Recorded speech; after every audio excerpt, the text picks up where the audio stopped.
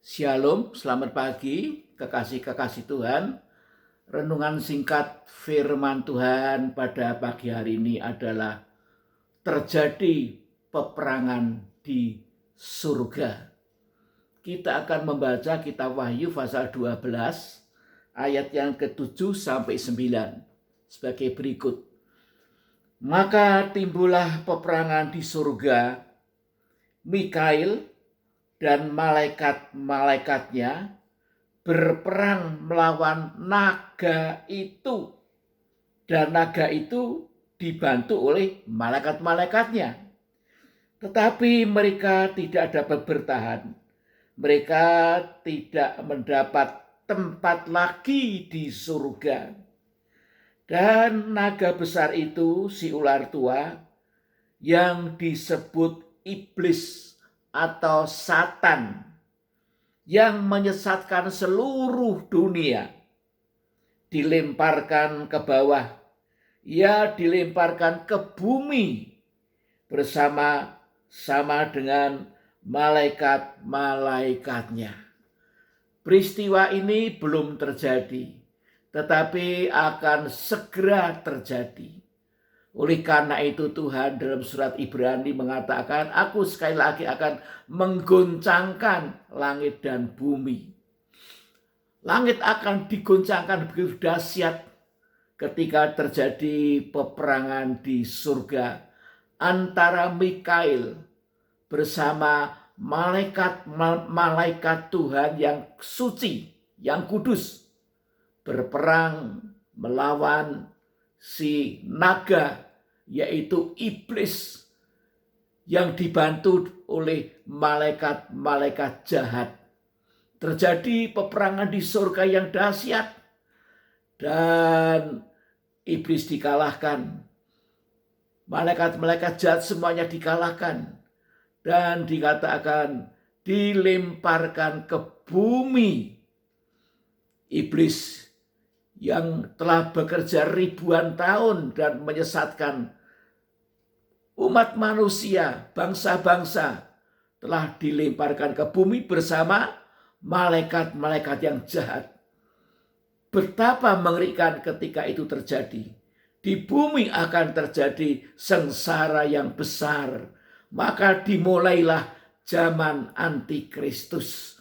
Karena malaikat jahat itu iblis bersama dengan tentaranya, malaikat-malaikat jahat yang lain, telah mengadakan aniaya terhadap orang-orang kudus Tuhan yang masih ada di muka bumi ini. Haleluya. Iblis tidak bisa melawan Allah, melawan Tuhan. Sebab itu iblis menganiaya, membalas dendam kepada orang-orang kudus yang masih ada di muka bumi ini dengan kegeraman yang dahsyat, karena iblis tahu waktunya sudah singkat. Kita akan membaca ayat yang ke-12. Karena itu bersukacitalah hai surga, dan hai kamu sekalian yang diam di dalamnya.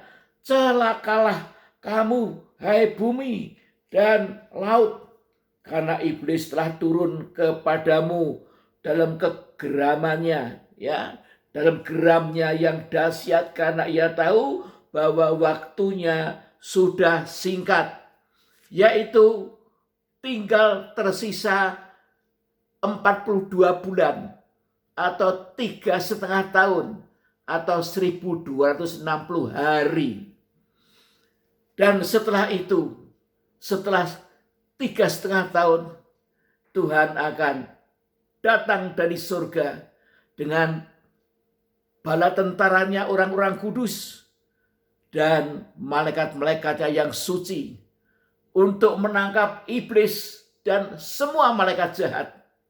Roh-roh jahat semua ditangkap, dibelenggu dan dimasukkan ke dalam lubang jurang maut untuk dipenjarakan 1000 tahun lamanya, dan menangkap antikristus bersama nabi palsu, langsung dilempar ke dalam lautan api dan belerang, yaitu Gehenna atau neraka. Dan semua orang-orang fasik di muka bumi ini dibinasakan, otomatis binasa. Ya, karena cahaya kemuliaan Tuhan, haleluya, yang menyertai kedatangan Kristus yang kedua kali. Nah, oleh sebab itu, ya, biarlah kita bersungguh-sungguh hati beribadah kepada Tuhan, mengasihi Tuhan, mengasihi firman-Nya, hidup dalam kebenaran dan kesucian. Tadi dikatakan, karena itu bersukacitalah hai surga, dan hai kamu sekalian yang ada di dalamnya. Sementara di dunia ini terjadi kepicikan yang besar, sengsara yang hebat, di surga terjadi sukacita yang besar. Siapa yang bersukacita di surga? Itulah orang-orang kudus yang sebelumnya telah diangkat ke surga, telah mengalami pengangkatan, telah mengalami rapture. Mereka diluputkan dari 3,5 tahun aniaya antikristus itu. Karena mereka termasuk buah sulungnya Allah. Haleluya, yang dipanen ketika hujan akhir berakhir. Akan terjadi panen raya buah sulung. Haleluya, yaitu orang-orang kudus, anak-anak Tuhan yang mencapai kedewasaan rohani yang penuh. Haleluya, menjadi anak-anak sulungnya Allah yang berhak menerima berkat janji-janji Allah, warisan Allah yang double porsi. Puji Tuhan. Tetapi yang tidak tergolong buah sulung akan ditinggalkan dan akan terjadi panen susulan. Nah, dalam panen susulan ini orang-orang kudus dimatangkan, didewasakan lewat aniaya antikristus. Mereka diuji imannya dan dikatakan ada yang menyangka Tuhan murtad, tetapi ada juga yang menang. Ayat yang ke-11 mengatakan, dan mereka mengalahkan dia, mengalahkan iblis, antikristus dan nabi palsu oleh darah anak domba. Itu yang pertama. Ya. Mereka tetap mengakui, haleluya, kuasa darah Kristus yang telah menebus mereka, menjadi miliknya Tuhan, menghapuskan segala dosa-dosa mereka. Mereka tetap beriman kepada darahnya Kristus, walaupun darahnya sendiri mengucur karena dianiaya begitu kejam, dahsyat, sadis oleh antikris, sampai mereka ditewaskan. Kemudian apa? Dan oleh perkataan kesaksian mereka, mereka tetap bersaksi, haleluya, di zaman sengsara yang besar itu. Mereka tetap menyatakan, akulah miliknya Kristus. Kristus adalah Tuhan dan Juru Selamatku. Mereka tetap menyampaikan perkataan kesaksian, yaitu firman Tuhan, yaitu Injil Kerajaan Allah. Mereka tetap memberitakan Injil, tidak menyangkal Injil Tuhan. Kemudian yang ketiga, karena mereka tidak mengasihi nyawa mereka sampai ke dalam maut. Mereka tidak mengasihi nyawa mereka sampai ke dalam maut. Artinya rela menjadi martir. Haleluya, rela menjadi martir, dianiaya secara kejam, secara sadis, tetapi mereka tetap bersyukur kepada Tuhan.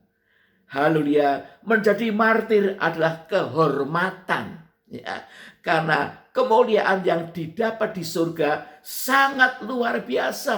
Haleluya, kalau kita mati sebagai martir. Tuhan sudah memilih siapa-siapa yang akan menjadi martir. Haleluya, itu sudah dirancangkan oleh Tuhan di dalam kekekalan sebelum dunia diciptakan. Ya, puji nama Tuhan. Haleluya. Mari kita akan masuk ke dalam doa. Haleluya.